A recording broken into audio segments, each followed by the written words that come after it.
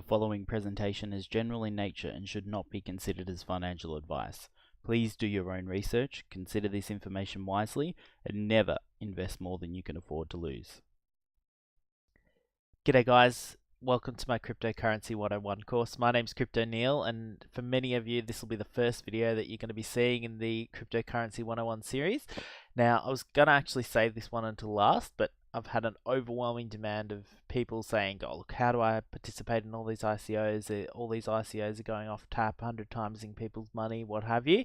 So I'm going to publish this one first and then go back in. If you don't know how to do cryptocurrency or anything like that, be very, very careful with this one. So now, and what I will say is probably don't participate in ICOs. Now, what an ICO is, it's an initial coin offering. So it's the first offering of a cryptocurrency. So before pre-release, before it's actually gone on the market and started being traded. Now, they are dangerous business. I mean, just this week, one ICO per diem collected allegedly about $16 million US and then deleted their website.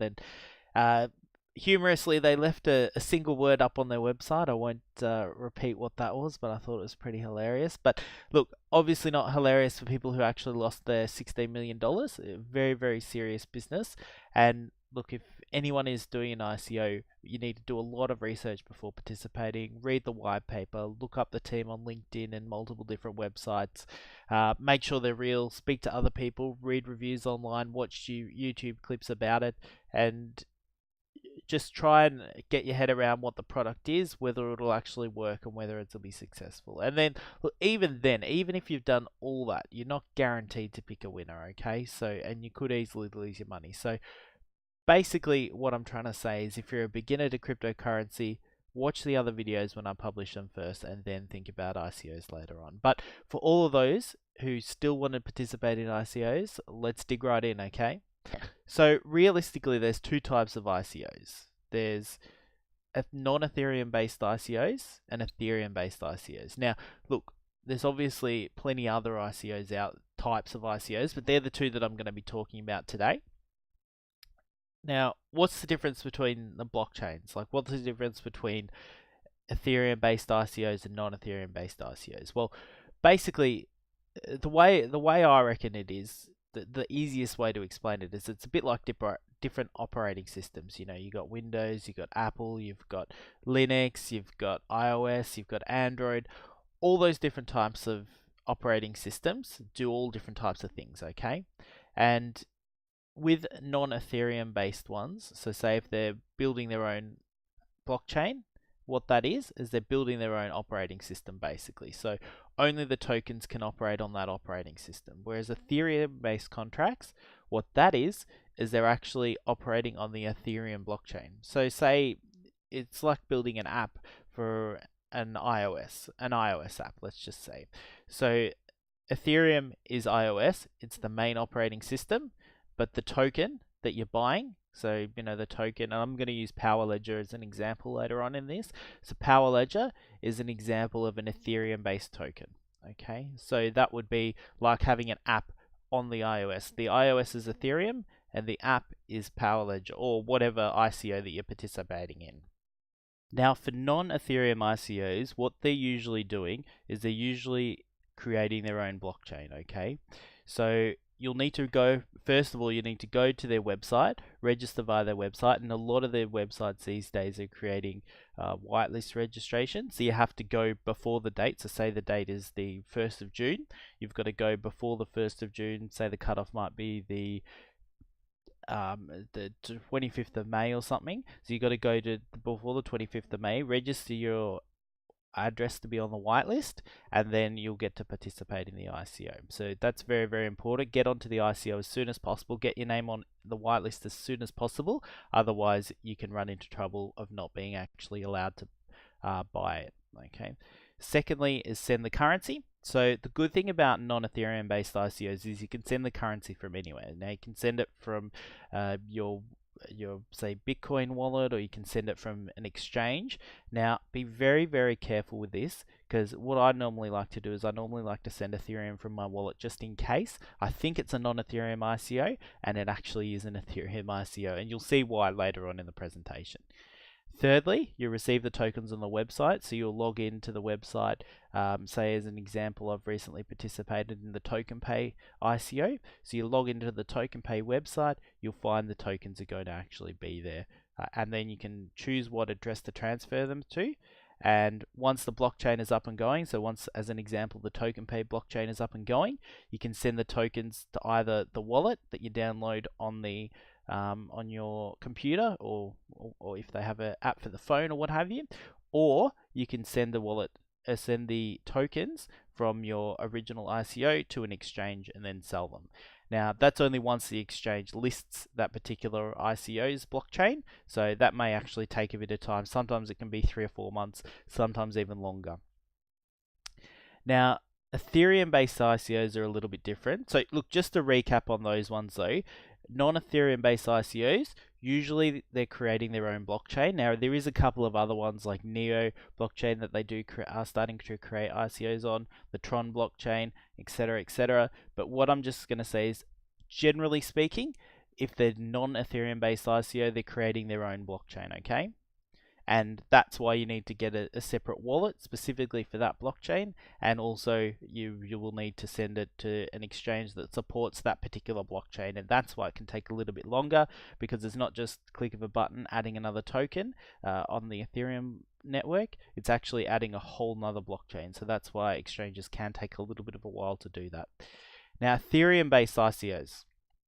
So today I'm going to use Power Ledger, as I said, as an example of an ICO. But basically, what you're going to do is you're going to get your Ethereum to your Ethereum-based wallet, and you're going to send it to a smart contract. Now, what a smart contract is, it doesn't look any different to a normal Ethereum-based address, but it acts a little bit differently. So when you open up your Ethereum wallet, you send it through to the smart contract, and look, as an example, as I said, I'd use Power Ledger. And once you send your Ethereum there, the contract automatically runs on the Ethereum. They don't actually have to approve it or tick it or click accept, like on the other one where they would have to actually go through and they say, yes, Neil sent me this particular amount of Bitcoin, I'm going to approve him for this amount of tokens. Because it's a new blockchain, this is a little bit different. Because Ethereum has what they call smart contracts, you send it to the contract, the address of the smart contract, and they actually the contract automatically sends you back that token into your wallet. So as you can see in the picture, this wallet has Ethereum and now Power Ledger, and that's all automatic, which is pretty cool. So in order to do that, first of all, you need to create a MyEther wallet. Now I'm going to show you how to do that today.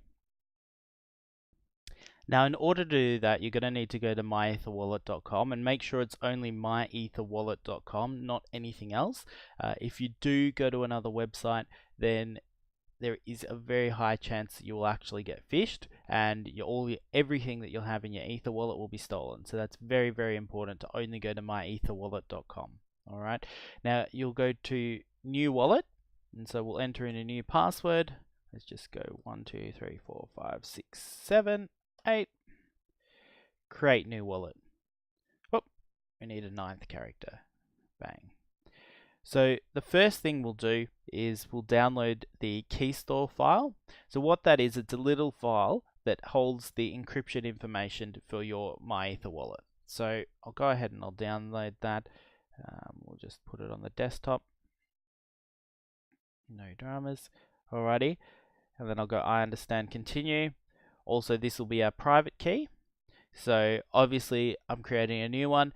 If anyone knows your private key, this particular key right here, anyone can get into your Ether wallet. Now I'm presuming that some people are probably going to try and get into this Ether wallet afterwards, so that's no dramas, and that can never be changed. So once it's out there, it's out there. So there you go. You can also do what they say is print private key, print paper wallet, which is pretty cool. So you go to this, you click print, and then you can actually print your paper wallet there, which has both your address, so that's the address of the Ethereum address that you'll need. So that is this one right here. You can see up the top, and the bottom one is your private key. So that's the actual key that you use to log in. That's like your password. You don't even need a username. All you'll need to do is just that password. Okay. Alright, so we'll go ahead and we'll open it by the key store file that we had. So let's just go, then you can also open it by your private key if you wanted to, if you've got your private key copy there. MetaMask, which is a Chrome plugin. I would recommend that you would download this and use, probably this is the best way to do it. This is the way I do it, but just for today's one, we're going to use the key store file. So we're going to here, and the password was 123456789. No dramas. We'll unlock, and so this is our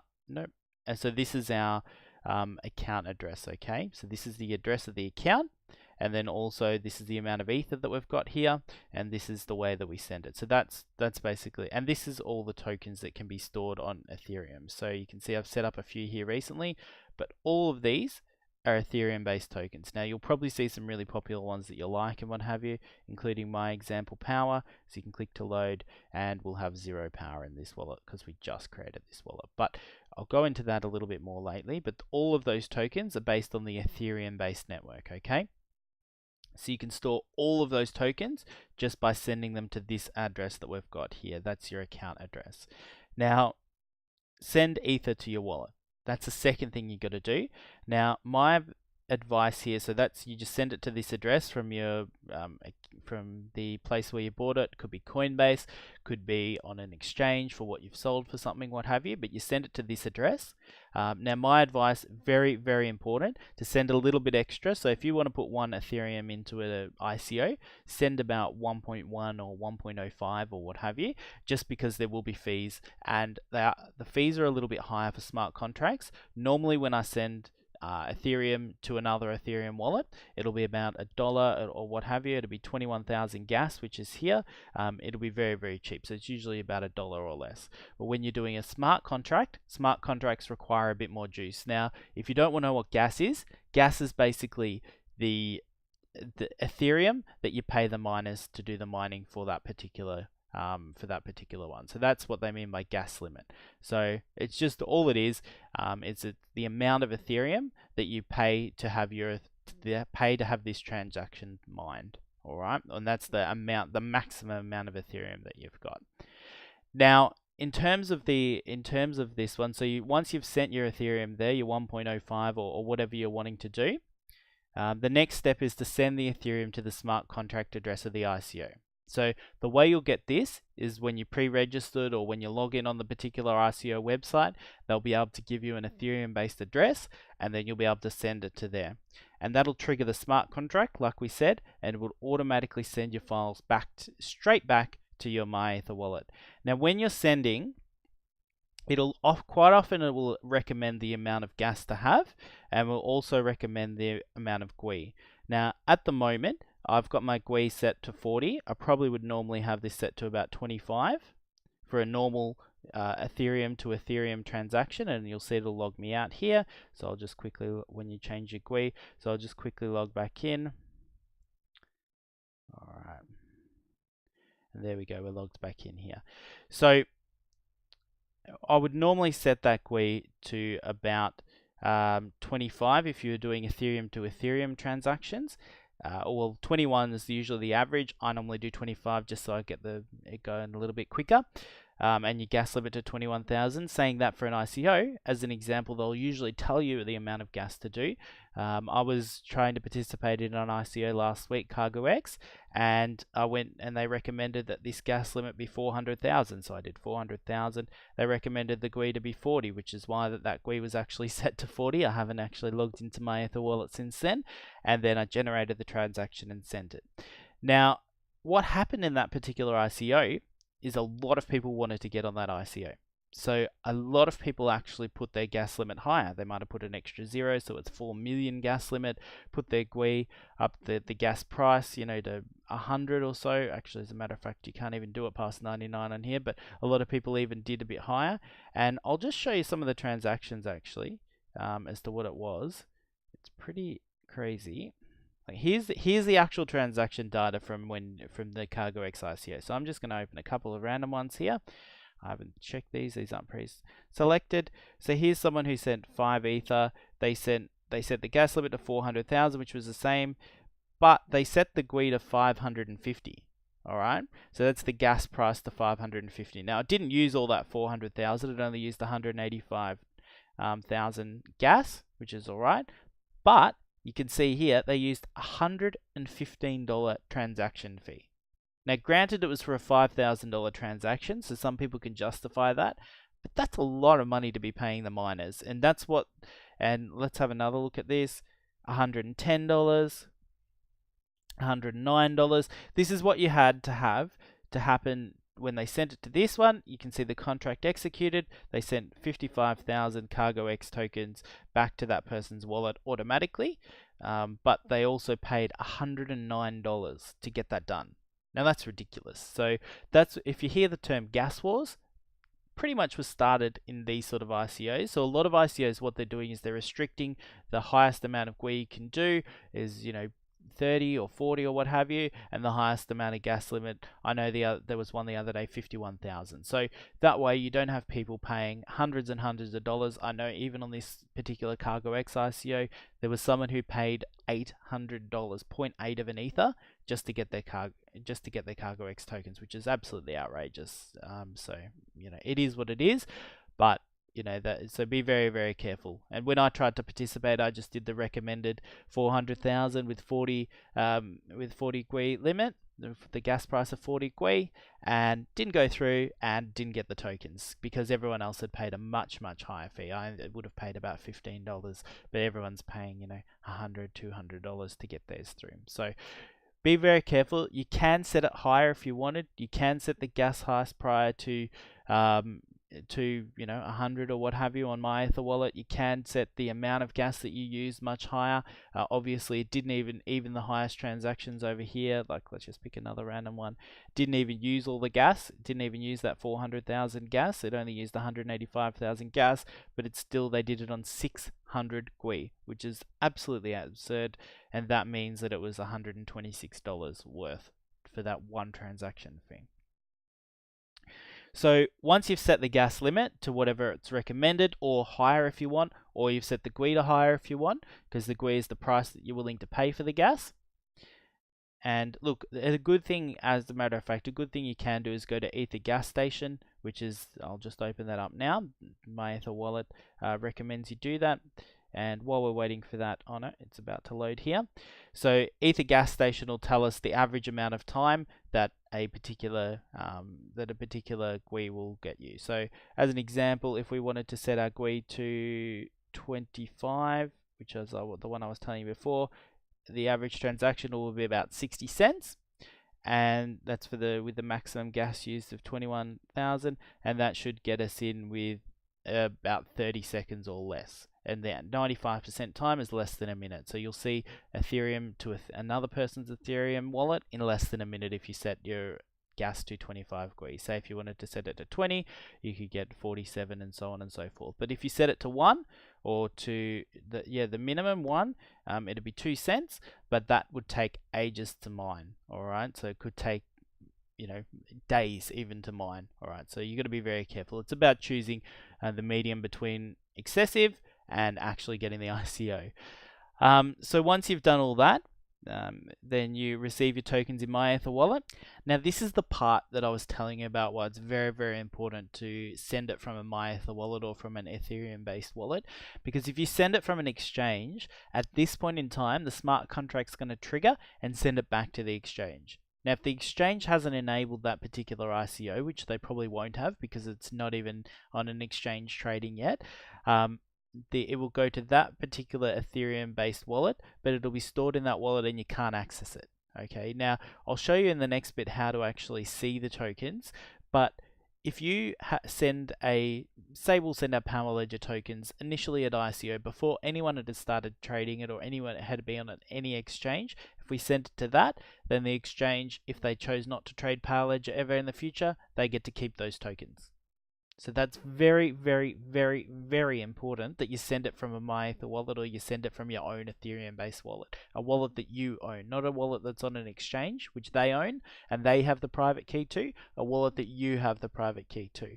Because if you send it to a wallet where you don't have the private key, you're going to run into trouble and obviously they can actually keep your tokens, which you've spent your hard-earned dollars on with the ICO that you've done. Okay, so it's very, very important to send it from your own Ethereum-based wallet. Now the way then you've got to reveal the tokens in my Ether wallet. Now I'm just going to log out of this particular wallet. I'm going to log into actually one of mine.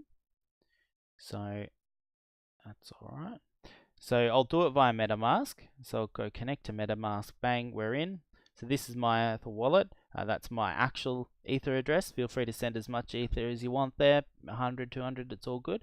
But what we'll do is, and you'll see if I wanted to send any of these other tokens, you can. But the one I want is actually called BAR. It's Titanium token. Now, pretend I didn't know the address of Titanium token.